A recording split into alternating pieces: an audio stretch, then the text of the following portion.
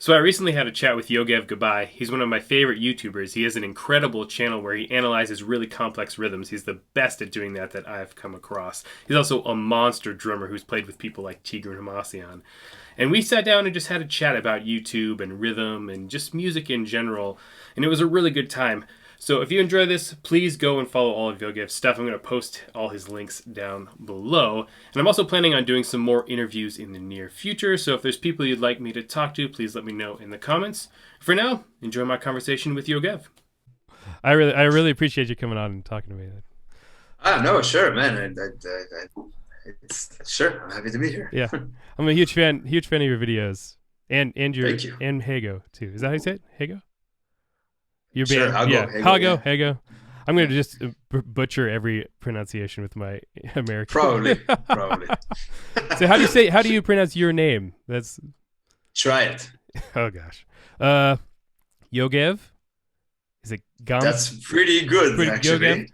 Gambe? Yeah. Okay. So Americans put the accents. Yeah, on the, yeah.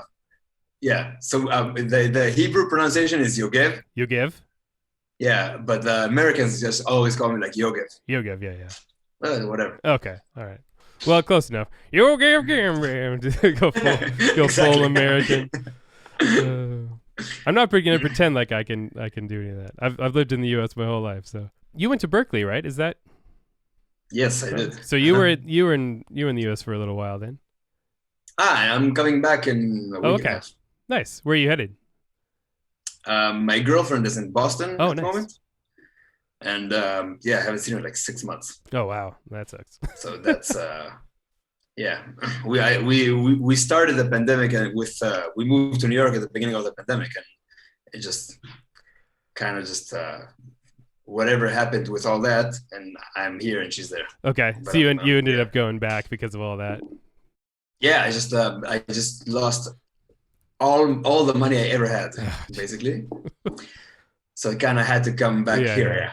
Well, that's rough. Just in general, yeah. I think that's an experience for a lot of people. I think. Yeah. So, was that the catalyst for you to start making all your videos that you're doing now? Was being quarantined? It was a big part of it. I had the idea for a while because somehow, I mean, first obviously I love the topic. Yeah. For I've been the person that people call when they don't know what's going on with a song. So it just happened enough times for me to just like think, oh, at some point I should do something like this, probably. But I kind of I started thinking about it, and I kind of knew the amount of effort it's gonna take. And it was like, yeah, at some point I should do it, but I will only do it when I have like enough time to actually do it the way I want to do it, and that will never happen. And then it happened. And then after, okay, we have 2-week quarantine. Do you remember the 2-week quarantine? Yeah. 5,000 years ago? Yeah. 15 days to slow spread. Yeah, exactly. So I was like, okay, we had 2 weeks, which for us was kind of great because we got into a new apartment on March 1st, 2020. So we were like, okay, cool. 2 weeks, we can set up stuff and blah, blah, blah. It's great. And then the 2 weeks become a month. And then, slowly just becomes forever. Yeah. And then at some point, it's just like, this may be the perfect time to just start it. Because what I did in the beginning was I made like 3 or 4 videos, and I just sent them out to people to just get feedback and stuff. Yeah. And then I started just uploading it, and it's the old ones they suck bad. I know. I hate watching your old videos is the worst, but it is pretty impressive. Like I've watched pretty much since you started doing those. I've watched those videos, and I've seen the improvement as it's gone along. Oh, thanks. Like in the video quality and just like the structure of everything. Yeah. Do you write scripts for your videos? Oh, you have no idea. Okay. Yeah. I figured as much because I do too. I because I feel like I'm terrible at talking on the camera. So if I have to script it out. I mean, two reasons. One of them is that. Yeah. Is, I mean, even in Hebrew, I can't. I just don't have that flow. Just like without being like and like this thing. Exactly. Yeah. So that's the first thing. And the second thing is because I basically react to everything that I say. Yeah. I kind of have to have it written down so I know what to film, kind of. So it makes sense. So do you everything on those overhead shots? Are you filming that separately and then voicing over later? That's how you're doing that. Yeah. So I write the whole thing. I write the whole just the text of everything, and then I have I just go sit on the table and figure out how everything is gonna look, basically. And then I write it down in the like on the script. So basically, you'll have like a paragraph, and then underneath it, you just have what you're going to see, like what I'm gonna film, kind of. Yeah. Once everything is written down, so text and all the like kind of like all the actions, I can show you if you want. Yeah. All the actions I need to take, kind of. Then I film first. I'm pointing here because my table. That's where is your here table is. Yeah. All the stuff. all your little whatever. So I film it first, and just like I basically just look at the instructions I wrote to myself. Take this, put this here, count to 4, whatever, do all that kind of stuff. I film that first, and then I record voiceover later, and I film first because sometimes I do mistakes. Sometimes I always do mistakes when I film. Yeah. But sometimes I can fix them with your voice, just saying something else. Yeah. So it's and it's easier to fix mistakes on audio than on video. Yeah, definitely. So I film, and then I record, and then and sometimes I have to re-record the video that I'm gonna do for tomorrow. I had to re-record, and one video I did in New York, back when in New York, I had to re-record 4 times. Oh no. Which sucks. I mean, the whole process of making videos like this, if people don't know, is really terrible. Like it's tedious, it's long. Super tedious, takes forever. And for me, I'll have like a script, and I'll do a paragraph at a time or whatever, and it's like I have to do 10 or 12 takes on each paragraph just for me to feel even comfortable like with what I'm saying. How long does it take you to edit these videos? It depends which, but it's long days. Yeah. This video, the releasing tomorrow, I spent all of Saturday on it, and when I say all of Saturday, I mean probably 6:30 a.m. till like 9. Wow. Maybe with like a few hour break in the middle. I went to have brunch with my parents. And then today I spent like another good amount. So it may be between 15 and 20 hours, something like that. That sounds about right. No, it's also I'm still not the best editor on the planet, so it's like a pro editor may do it way quicker. The edits are not that intense. But it's just, it's me doing it. That's one of the weird things about being a musician these days, I feel like. Is like you have to, so little of what I do, I feel is like actually do music or being a musician. It's like, like I didn't ever think I'd have to be a video editor or like a mixing engineer, like all these different things that you end up having to do that you like, I just wanted to play guitar, Yeah, it's a different sphere for music. But that's what you have to do if you want to be able to do this kind of stuff for a living. So, yeah, but it's it's just like I love it. Yeah, exactly. I love that. We are talking right now because of it. Yeah, exactly. Which is kind of cool. It would never happen if that didn't happen. It's kind of like I know a lot of people who kind of like. They have this kind of like objection to all of that stuff, but I don't. I think it's pretty cool. I got some really, really cool projects out of it, and some even tomorrow's video is in collaboration with some really cool guitar player that I like. So it's just cool that this can happen. So yeah, you could build up some kind of a following, and people enjoy what you do, and they reach out to you. So I saw that you just were involved in a new project. Is that Fractal Sextet? Is that that's correct? That's something I recorded in September, okay. And that's something that I got through the channel. Nice. Very cool. It's a project with a bunch of European musicians. Okay. And they found me through my videos. Nice. And the guy just like emailed me, and I just went to Switzerland to record. That's awesome. I did recognize. That was really I didn't cool. recognize any of the names except for Colin Edwin, who was the former bass player for Porcupine Tree. He was the one who He was the one who recommended reached me, it. Oh, nice. Very cool. That's awesome. which I was like, holy shit, you can't be real. That's so That cool. was, yeah, because I've been talking with the guitar player was the one that contacted me. Yeah. And we were talking, blah, blah, blah. And at some point I went to Switzerland to record. And then when we were talking about the project, I told him I'm a huge Porcupine Tree fan. Yeah, me too. And I told him, and then he said that Colin is actually the person who saw the video and said, this is the guy for the project. Oh, nice. And I'm like, oh, shit. That's so cool. Yeah. Well, I'm excited to check that out. Do you know when that's coming out? I don't. Okay. But I think it's probably soon. Okay. It's pretty much done. Yeah. Yeah. Nice. That's awesome. I was wondering, like, do you think when you analyze this kind of music, is the approach you take to analyze it different than the approach you would take to if you were just to learn it and play it? I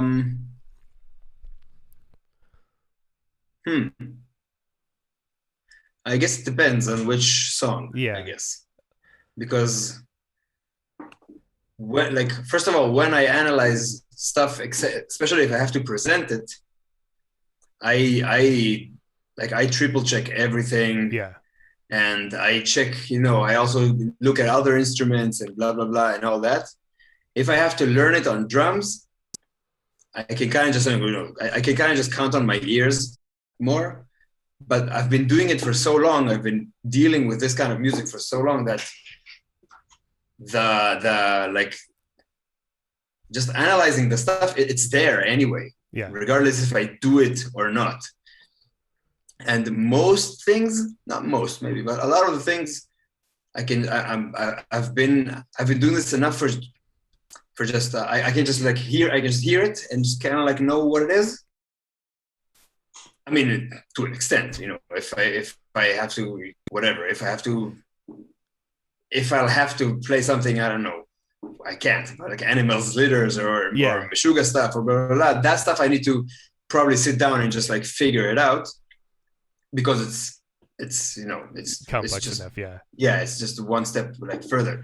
But a lot of the things I can, because at some point a lot of the things they just repeat, obviously. Yeah. So once you heard a grouping of 7, 2, 3, 4, 5, 6 times, it's like okay, you can kind of like identify it pretty quickly. Latch onto it, yeah.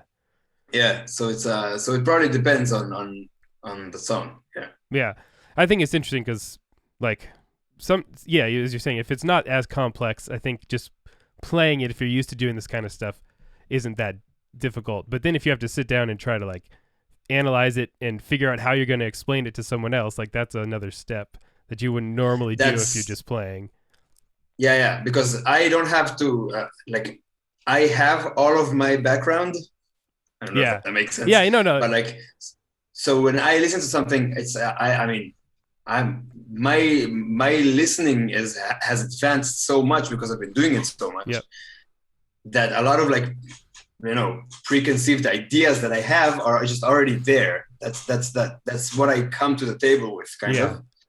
And if I have to explain it to someone, it's like, okay, listen, this is the note rate. This is what a note rate, everything, blah, blah, blah, blah, all that stuff that is just like stuff that kind of. So it's explaining is quite a lesson. Yeah, and I think that's what people really enjoy about your videos, and that's what I enjoy too. Like, obviously, I'm at a point where I understand what's going on with the music, kind of, and I don't have to like have it dumbed down too much.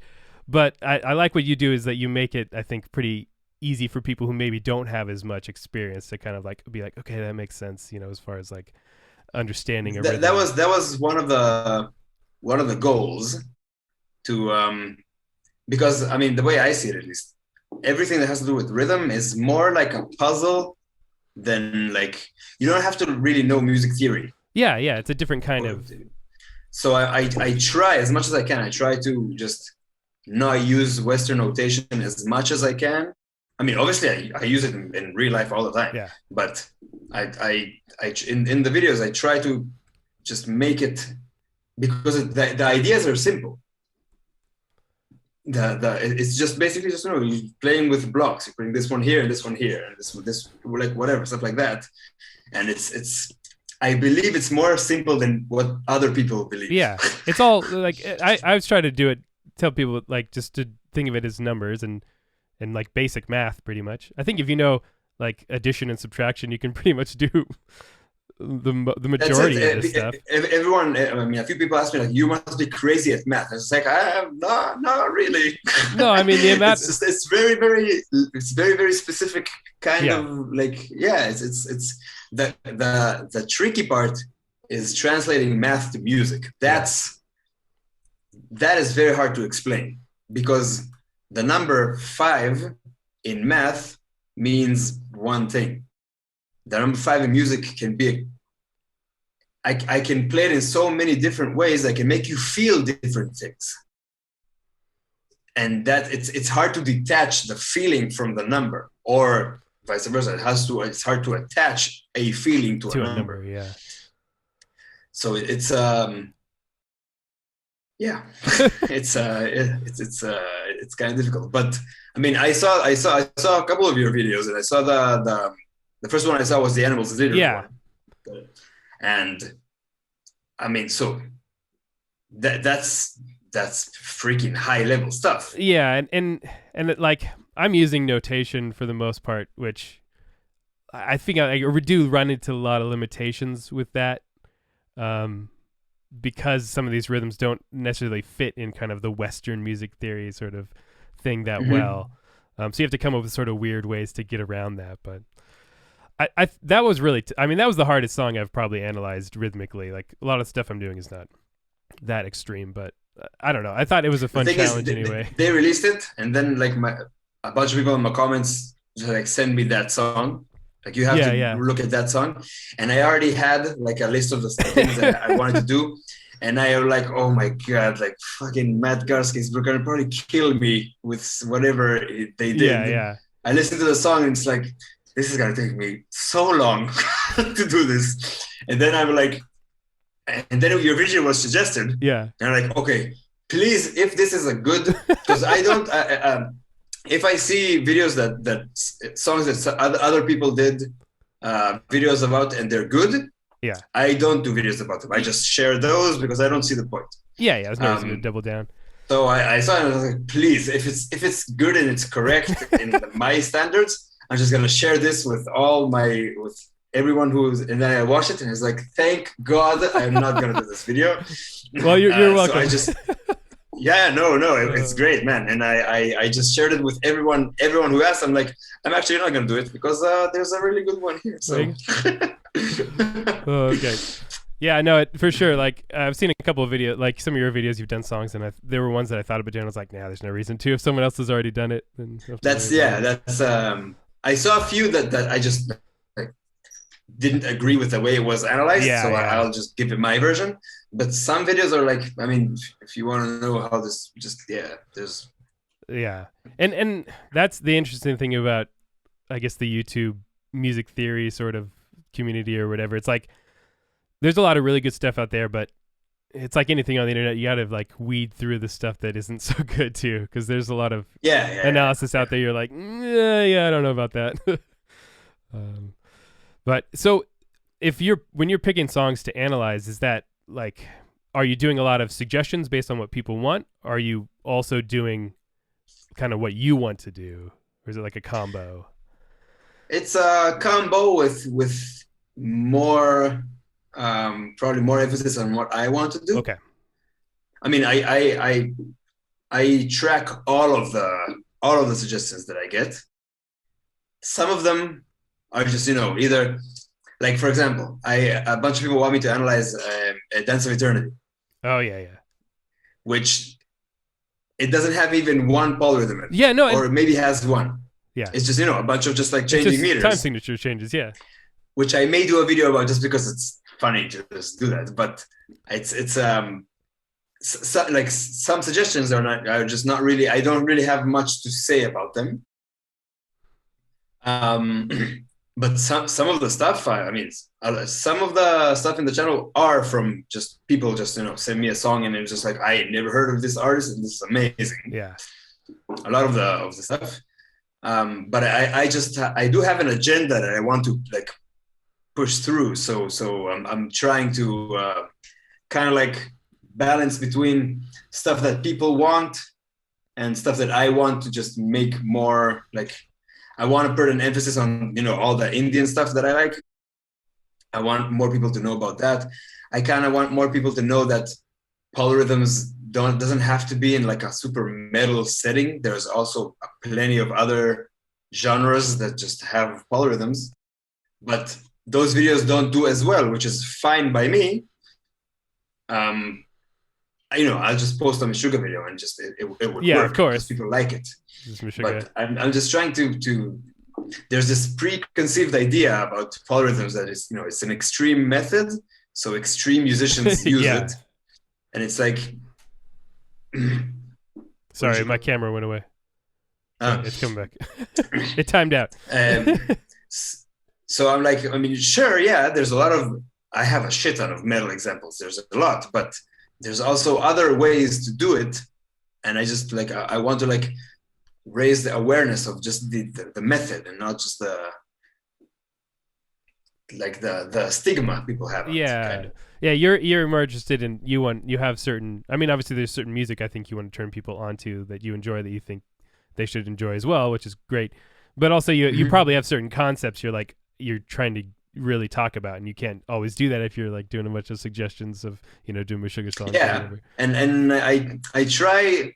It doesn't always work, but I try to also find because I have I can give you a list of a million examples that just sound bad. Yeah, it's very easy for polyrhythms to sound bad because it can just sound like an exercise, and a lot of the examples just sound like exercise. You hear this, and then you hear this again, just with a different drum group. It's just like, okay, what's the point? There's nothing pleasing about it, and that's why people don't like it, because this example just doesn't sound good. So I try to find examples that I think actually work, like they do justice to themselves, kind of. Yeah. Sometimes it works, sometimes it doesn't. But I mean, you have to enjoy the music you're talking about. If you're just talking about something just because, like, that's, I don't know. I feel like if you're not passionate about doing this, like, why would you want to make a video that's going to take 20 hours to make to talk about a song that you don't care about? There are one or two songs, I won't mention which, that just people requested a lot that I didn't know, and I checked it out and I analyzed it, and I just really don't like the way it's been. Like it's a good example for something. It's maybe like a very, very something that's very, very confusing, or something that's very, very, I don't know, like out there. So it's a good example to talk about. I just think the execution is not very okay. I won't listen to it in my free time. Yeah. But I won't tell you which ones. Yeah, that's fine. You don't have to name names. That doesn't matter. You've made so many videos, no one's gonna know who. You're obviously not talking about your own band, right? No, actually, it's funny because one of the examples from my own band is like it's one part from it's like a three video mini series kind of, and like the example from my band is my favorite. Yeah, and I don't know if it's like okay to say that or not. I think you should enjoy your own music, right? You shouldn't. I think it's like, I don't know, if I write something and I don't like it, then why would I write it? Yeah. So it's just like, I do like this the most, and this is my band, but it's good. So I was wondering, does Hago have any plans? Do you have any plans for future albums or music? Hago doesn't exist anymore. Hago doesn't exist. All right. Well, there you go. Yeah. It's an interesting album. We're all Berkeley people. Yeah. When we were at Berkeley, and that album is just very, very well produced homework assignments. Oh, okay. Interesting. Basically, it's all homework assignments from two of the band members. Okay. And just after school ended and blah blah blah, and the band doesn't really exist anymore. Oh. Me and the guitar player, he's the main writer. Mm-hmm. And me and him, we still have some projects. Okay. We still do a lot of projects together, but it's unrelated to that. I'm not sure if we're gonna do anything like that anymore. I hope we do, because it was really fun. Yeah. Okay. Well, that's good. So it was kind of like a one-off sort of a thing. Yeah. Okay. And it's quite a one-off. That album is heavy. It's a heavy listen. It's good. Packed. So actually, a friend of mine found that album and he sent it to me back, I guess, when was it, 2018? And I remember listening to it and I was like, oh, this is awesome. So, and then later, after I started watching your videos, like at some point I made the connection. I was like, I think this guy was the drummer from Mega. I was like, this sounds like the kind of stuff that he was doing in that. So, I really like that album. No, it's great. It's good. It's got a lot. It's like got all the sort of things that I really enjoy, like cool rhythms and fun, like fun jazz chords and cool solos and stuff. It's so good. So, if you're writing parts for something like that, how detailed does the person who's writing the music? How detailed are the parts that they send you? How much free creativity do you have on your end when it comes to the drum parts? So it depends on which project you're talking about. If you're talking about Hago specifically, it's something that's complex rhythmically like that. Like, so the guitar player who wrote all of the most of 90% of the stuff, we were roommates at the time. Okay. So it's basically, he would write a riff and we would just he would write something very basic, but I would just, I would hear something cool, come to his room, fix something up with the drum. Yeah. So it's that was like a kind of like a shared effort, but we would just lay out MIDI drums for like very, not basic because it can't be basic, but the least detailed grooves that we can do that have all the information needed. Just the dynamics, whatever, if it's halftime, not halftime, tom groove, double, whatever. And once the song is done, I kind of already know what I'm going to do with it. So just keep it dum dum ka ka ka ka ka. I know what I'm gonna do. It's fine. Like it's fine. If he needed more detail, I will probably come up with a groove and write it down, like in MIDI, and then we can hear it. But it's mainly for that specific project. It was kind of like a combination, but it was always intended for me to play. So we kind of let ourselves cut corners in the MIDI because exactly. Like, don't worry, I'll do something cool. Don't worry. Just put in like it'll be cool. There'll be a fill here. I'll just put in whatever for the time being. Exactly. So I'll just put in 64th notes and put whatever you want, and then I'll do something else. Yeah, it'll be fun. Cool. Yeah. With other projects, it's mostly people don't know how to write drums correctly. Yeah. Which is fine because it's a very weird instrument to write in MIDI. So mostly just people send whatever with like a shit ton of apologies. I'm sorry, the drum sucks, and all that. Yeah. And it's like, it's fine. No one really knows how to write it. It's okay. And then mainly what I take is just the overall like vibe and dynamics. That's what I use. Okay. So if it suddenly goes into like, super high energy something, that's what I need to focus on. Okay, this is super high energy something. So I need to do something that is high energy. Not necessarily to I can do a bunch of other things, but I need to keep the impact that it has, kind of.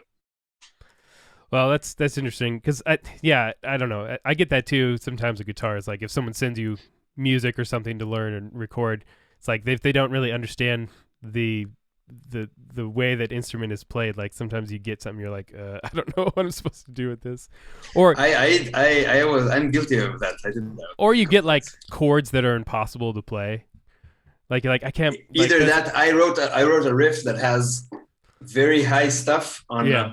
when the bass was F, and you had to Uh-huh. go back to F all the time. And it Yeah. was just, He's like, no, I can't jump I down. thought it was like, oh, open string, blah blah blah. It's like, yeah, that's not an F, dude. How It's like, often do yeah. you get someone who like has something written where it's like, 4 or 5 instruments at once, where it's like physically That impossible for happens you? all the time. You have double bass stuff, and then the hi hat stuff with the hi hat, and it's like, dude, I can't play this. And they're like, what? But if you practice, you can play. It's like, No, I no, physically can't no. jump over.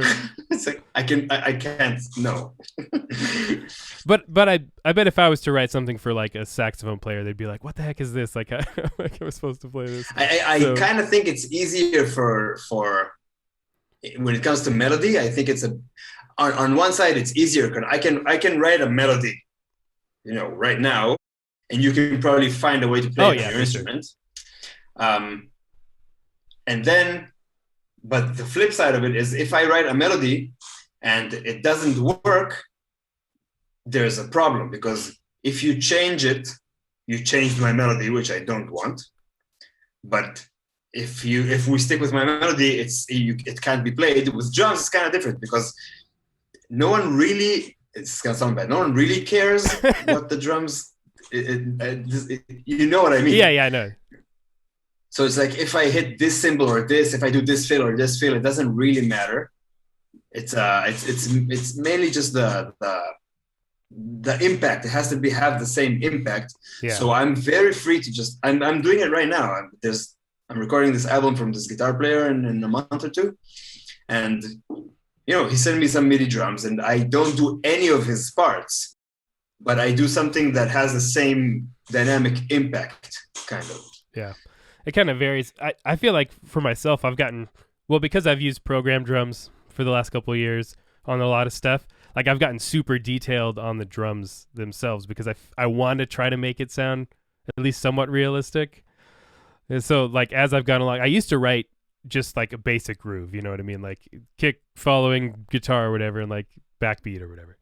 And lately I've been getting really detailed on the drum parts. And so when I've sent it to drummers, yeah. Some people get sorry to interrupt. No, you're good. Some people just get that, choose to take that step and get into it. I have a friend of mine who sometimes sends me stuff, and it's like, fuck, ghost notes and everything. And there's like no duplicate. Nothing is copy paste. You hear like, and then you're like, dude, I wrote some Yogev fills. I'm like, what do you mean? And then I hear what he says, like, fuck, this is exactly what I would do here. Like, exactly. That's awesome. So like, dynamics, ghost notes, everything. It's just like, wow, that's very impressive. Now, if you were to play something like that was really like written out that detailed, would that be as enjoyable to you as like creating your own parts? Depends on what depends. Because on the dry answer is yes, for sure. Yeah. I love doing that. But it depends how well the drums are written. Okay. Yeah. So I had a project where the vocalist wrote drums, and eventually I realized that he wants me to play exactly what he wrote, which I have no problem with doing that. But if the drums are not written correctly, like if there's a fill and then there's a crash with no kick drum, and you want that, it's like, no, dude, I'm not gonna play that. Yeah. Like seriously, I'm just not. And there's some like, I don't know. He tried to write like a fancy groove with like open hi hat, blah blah blah, and it's like this can't be played. This is not possible. I can probably fake something that sounds like it, but it sounds terrible. It sounds very, very. I can do small adjustments and fix it, but he was like, no. And I was like, so no. So I can't. So there you go. So it depends. If someone who knows what they write writes something and just tells me, do exactly this, I'm fine with that completely. Because especially if you would write a drum part, you would write fills I would never play. Which is really cool. Well, that's the one thing, at least for myself, where I feel like the grooves and stuff, I can write cool stuff. The fills, I'm always like, yeah, because I'm not a drummer, so I don't really know. I kind of know how it works, but like, I feel like I end up just doing like really like cliche, double bass fills and stuff. But maybe, but if it were like every once in a while, you'll write something because I mean, I feel like you as a guitar player, you come from like you come with your background as a guitar player, and then you're like, okay, I need to write a fill, and you'll just think as a guitar player because you have to, kind of. Yeah. It's like if I will write a guitar solo, Yeah. it will probably won't be the most heart melting melodies you've ever heard. Yeah. It probably won't be that. It probably be really cool rhythmic. So I like doing those actually. Yeah, and like for me, if I write a fill, my main thing is trying to make it latch on musically with whatever's happening underneath. You know, I feel like if I focus on that, then I can make a fill that will at least sound musical in context, even if it's not exactly what a drummer would do.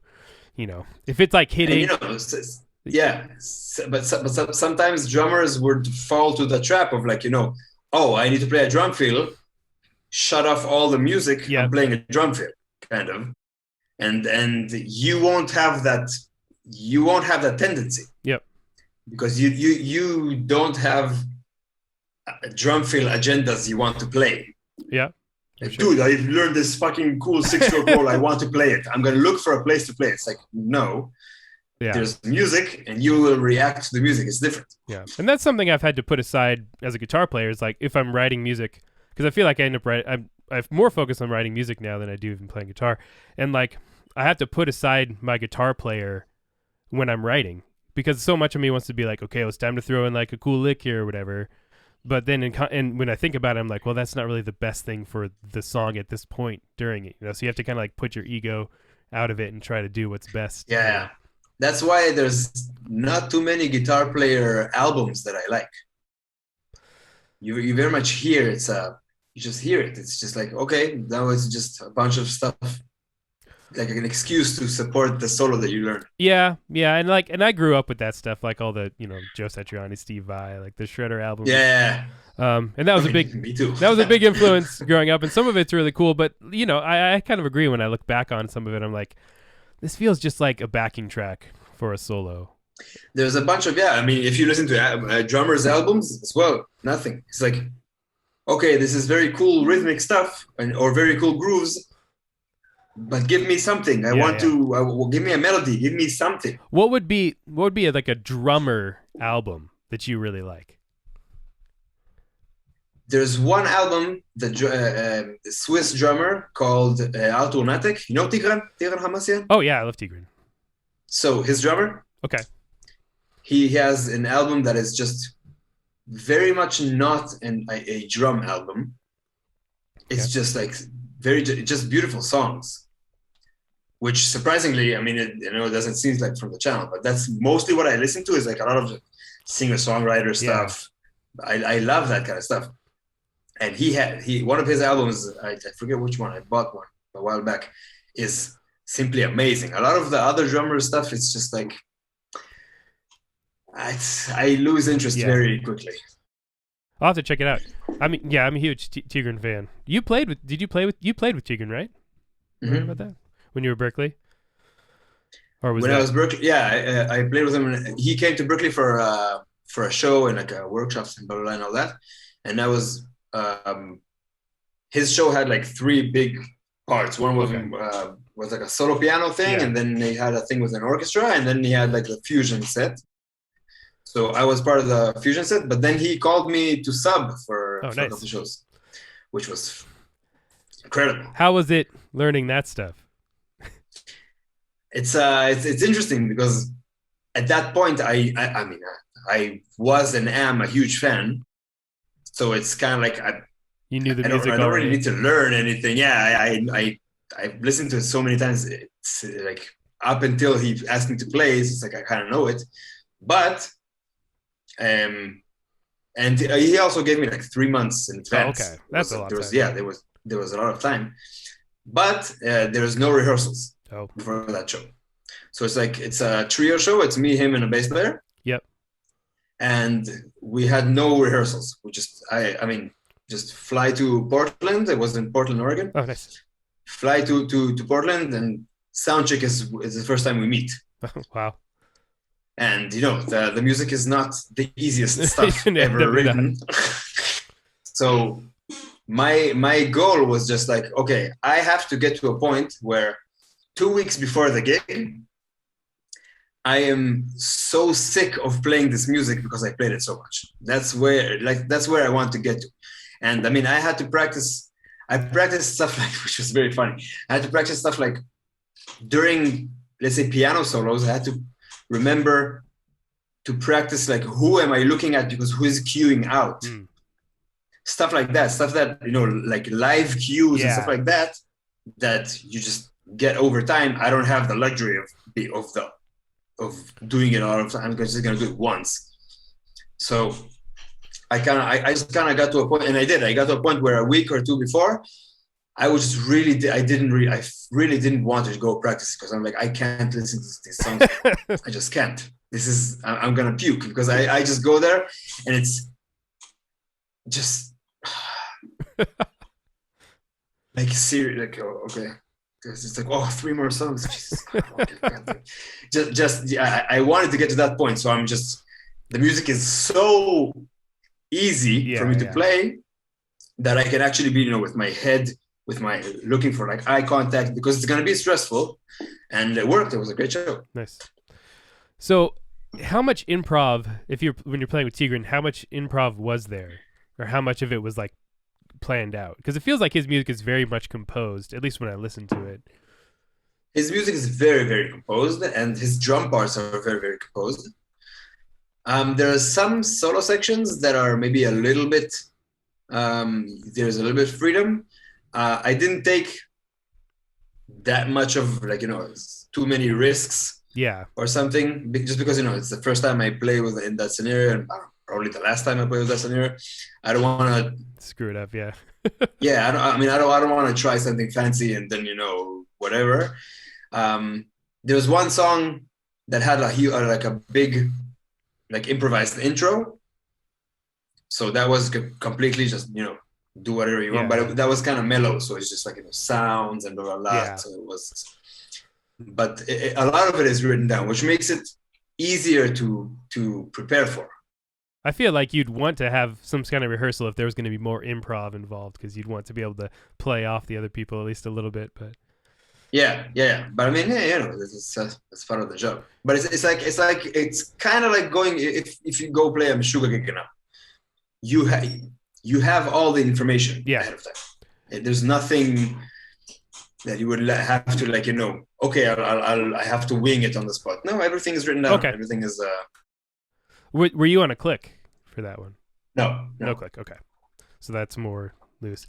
I figured not, since it's jazz, but if tempos fluctuate, and all that. People take it slower, take it faster. I like it. I like both, but it's it's fun to play without a click. You know, I feel like especially the kind of music that I do, it's like it's always on a grid and like on a click. But sometimes it's fun to just jam with other people and not have like a click blaring. What's the type of like genre that you write? Mostly for like progressive metal, progressive rock, with like a fusion influence too. And you know, and I'm dealing with a lot of virtual instruments and stuff, so it's all very much you know, to a grid, you know, for the most part. But there's like you have a band, a group? Well, I was in a progressive metal band a few years ago, A Sense of Gravity. We've since disbanded, or on an indefinite hiatus. You know, everyone's got kids now and you move on with life. So most of, at least for myself, what I do is just on my own. And then I'm in a few cover bands and stuff just for the sake of making money, you know. Sure. As one has to do these days. Yeah. Go and play some top 40, you know, music or whatever. Yeah, I did when I was doing a bunch of Meshuggah videos. Like a lot of I was listening to Meshuggah all the time, analyzing Meshuggah all the time, blah, blah, blah. And at the same time, I played a few George Michael cover shows. Oh, nice. So like those are the two things I had to listen to for a while. And at some point, it's like, yo, Jesus, both of them have like the same backbeat. It's kind of like the same thing, but like no. Yeah, I was in a band for a while that just did Elton John and Billy Joel. That's amazing. It was super fun, and the chord progressions are really cool. And so, like, it is interesting. You see the similarities. You know, I go and analyze some prog or write some prog or whatever, and then I go play that stuff, and I'm like, well, I can see the, the connections here and there, and some of the stuff you pick up stuff from other styles of music you wouldn't expect to. You'd be like, wow, that's a really cool chord progression. Like I should try to use that somewhere, Yeah, for sure. I think a lot of people that listen to advanced music, quote unquote, like tend to do themselves a disservice by being a snob, essentially, and not being like willing to look down on a lesser kind of music. Lesser, ooh, quote unquote lesser, yeah, huge, yeah. No, I'm sure. I was one of those for sure. I grew up listening to like Dream Theater. Yep, that was and me like, too. That's it.